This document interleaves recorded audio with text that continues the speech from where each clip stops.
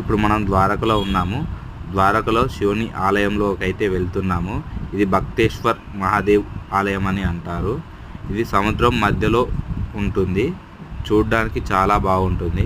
ద్వారకకి వెళ్ళిన వారు తప్పకుండా దర్శించుకోవాల్సిన మరొక ప్లేస్ ఇదే అండి. మాకైతే చాలా బాగా అనిపించింది. సముద్రం పక్కన అలలు ఎంతో బాగా అనిపించింది. ఈసారి కనుక మీరు వెళ్తే తప్పకుండా దర్శించుకోండి. ఇక్కడ శివలింగానికి అభిషేకం చేస్తే తప్పకుండా వాళ్ళ కోరికలు నెరవేరుతాయని, అలాగే వాళ్ళు ఏదైనా సమస్యలో ఉంటే తప్పకుండా అవి సమస్యలు తీరిపోతాయని ఇక్కడ వారు చెప్పారు మాకు. జై భక్తేశ్వర్ మహాదేవికి జై.